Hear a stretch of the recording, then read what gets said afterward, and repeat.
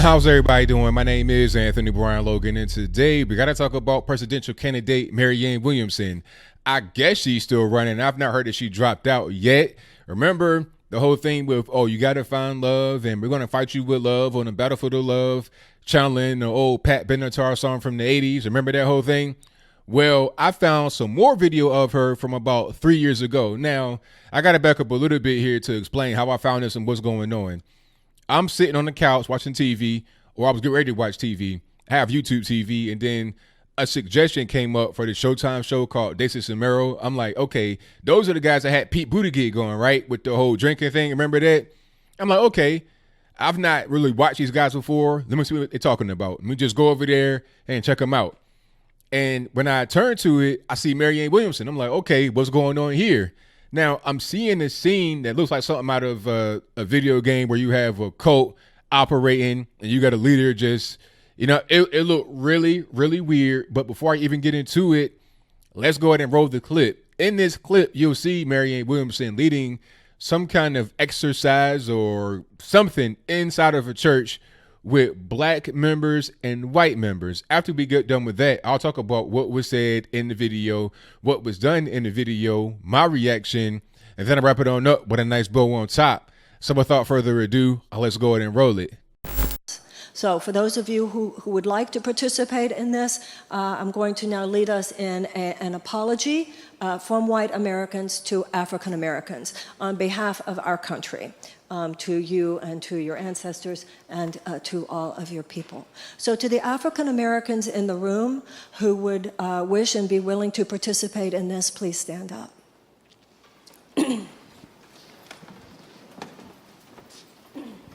And now I'd like to ask white Americans who are sitting near you to please stand up, and if the African American citizen would be willing to allow a white American who wishes to apologize to you and take part in this to hold your hands. And now as I speak, I'm going to ask the white Americans in the room to please repeat after me. On behalf of myself and on behalf of my country, to you and all African Americans, from the beginning of our nation's history, in honor of your ancestors and on behalf of your children,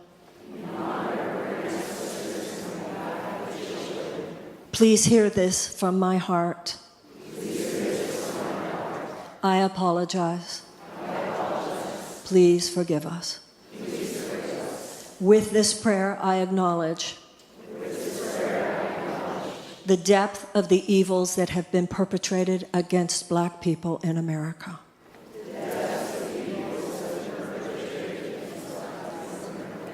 From slavery to lynchings, to white supremacist laws, to the denial of voting rights, to all the ways, both large and small, all of them evil, all of them wrong, for all the oppression and all of the injustices. I apologize. Please forgive us. Please accept my apology this night. It is for you and for your grandparents and their grandparents before them and their grandparents before them.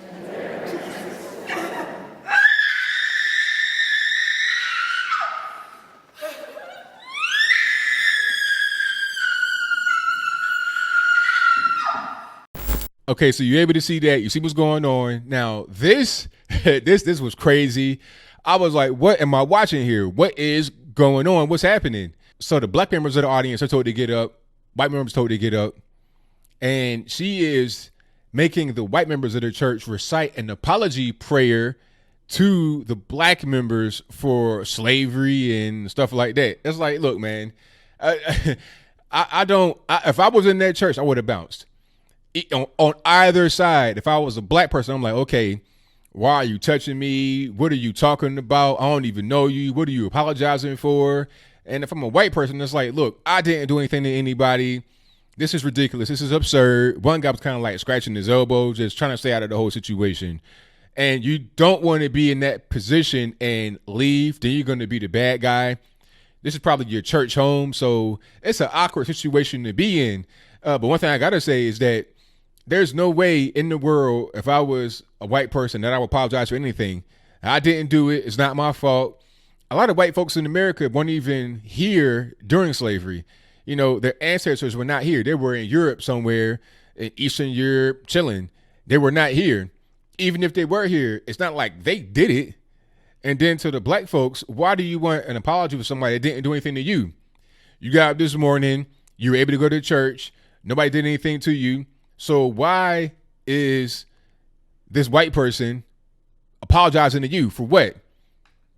Marianne Williamson is doing the ultimate pandering job. And the crazy part is that this is from 3 years ago.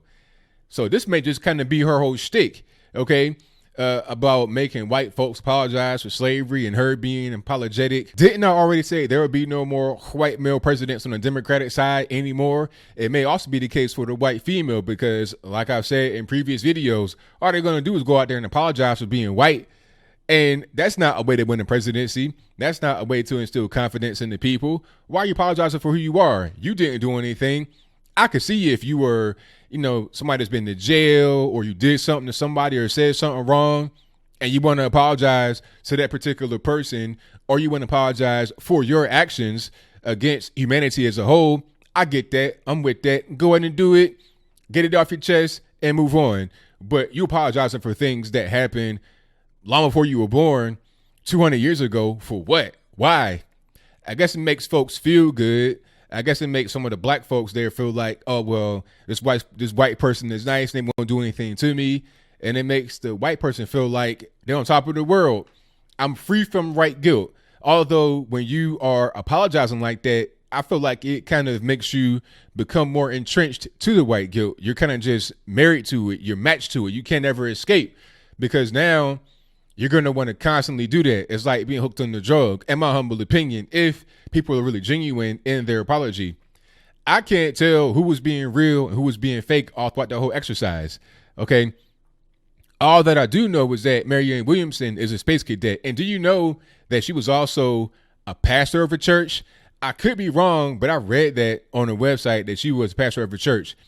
And she left the church because of, you know, she was getting in little altercations, not anything physical from what I was able to read, but she had disagreements with people of the church. So she left as a result. And that's why she's able to be a spiritual advisor to Oprah, maybe many others, and also to be in the church and lead kind of a church service within the service. You know, at the end of the day, as I close, the whole thing was weird. It was cringy, as is most of the left. I got to say one thing before we close here. I forgot, like I said in the previous video, I had forgotten about the Democratic presidential campaign totally because the squad have been eating up all of the airtime. When Ilhan Omar came back to Minnesota after this whole, you know, send her back kerfuffle, the airport was lit up with people trying to meet her and greeting her back, and everybody was just overjoyed. Like I saw Michael Jackson for the first time, crying and everything else. Marianne Williamson, Kamala Harris, will there be a big bum rush? You know, I seen Kamala Harris in the airport with like 2 people around her asking for a picture, and that's pretty much it. There's no excitement on the left. They're going to do anything they can. They're going to have a big apology tour for being white, just like Beto O'Rourke's doing right now. That ain't going to help them. They're not doing any better in the polls. Everybody knows right now it's between Joe Biden and Kamala Harris. It's Joe Biden's race to lose, you know, because he has most money, the most establishment cachet. He's going to be the guy if Kamala Harris is not put in front of him. Everybody else has no chance. Apologizing for being whatever you are will not make a difference. So that's pretty much all I got. What say you? Do you think that that whole church service was cringy? When I first watched it, when I saw it for the first time, I'm like, wow, this is ridiculous. I'm cringing. I'm looking away from the screen. I would not want to be involved with that. Or do you think that it was a good thing? Is it good that Marianne Williamson made white folks apologize for slavery, apologize for racism, apologize for any other obic over ish that a black person might feel? If that's your viewpoint, let me know why in the comments below. Personally, I don't need apologies. If you didn't do anything to me specifically, I need no apology. What are you apologizing for? For something you didn't do? That's not a genuine apology. You know, if you hurt me or you take something from me, you can apologize and that makes sense. Anything else does not make sense. But whatever your comments are, please let me know in the comments below. And that's all I got to say for this video. If you like what you heard, please comment, rate, share, and subscribe. Peace.